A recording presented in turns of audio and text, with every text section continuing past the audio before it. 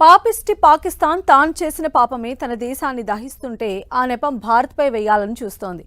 ద్వేషం తప్ప మరొకటి ఎరుగని ఆ దేశం ఇప్పుడు భారత్ తనకి అన్యాయం చేస్తోందంటూ నిందలు వేస్తోంది. అయితే ఈ కుట్రలను భారత్ వెంటనే తిప్పికొట్టింది. పాకిస్తాన్ తాను తీసిన గోతిలో తానే పడింది. ఇతర దేశాలపై నిందలు వేయడం మానాలని కుండబద్దలు కొట్టింది. ఓవైపు పీఓకే, మరోవైపు బెలూచిస్తాన్లోనూ పరిస్థితి అంతా పూర్తిగా పాక్కి వ్యతిరేకంగా మారింది. దీంతో పాకిస్తాన్ పాలకుల పరిస్థితి కుర్తులో పడ్డ ఎలకలా తయారైంది. రివర్స్ కొట్టిన పాక్ పాపం. తాను చేసిన పాపమే పాక్ ని తగలబెడుతోంది.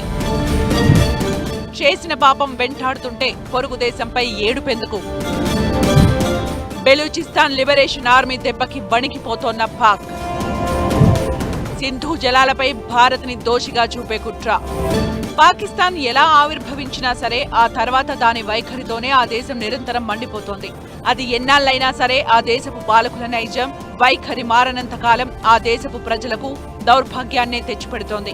కేవలం ద్వేషం తప్ప మరోటి తెలియని చేతగాని పాకిస్తాన్ మాటిమాటికి భారత్ పై పడి ఏడుస్తోంది.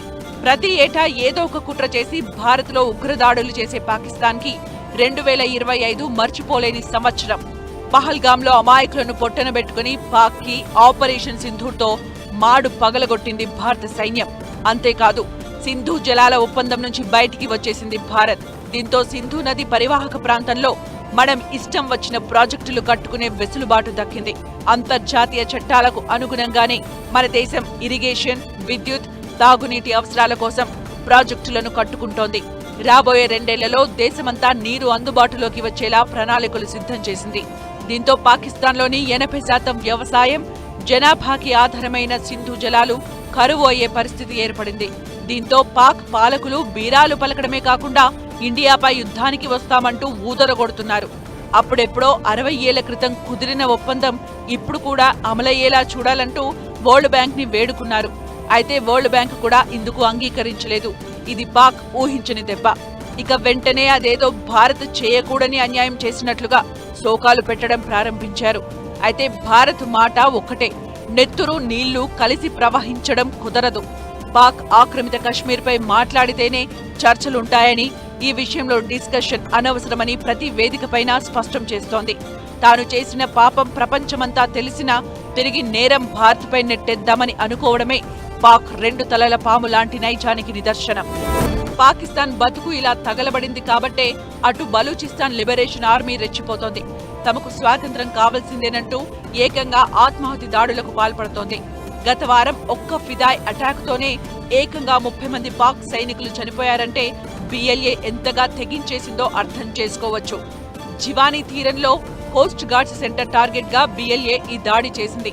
పేలుడు పదార్థాల ట్రక్కుతో క్యాంపును పేల్చివేసిన అనంతరం సాయుధ కమాండోలు లోపలికి చొరబడి జరిపిన కాల్పుల్లో 30 మందికి పైగా పాక్ జవాన్లు బలయ్యారు.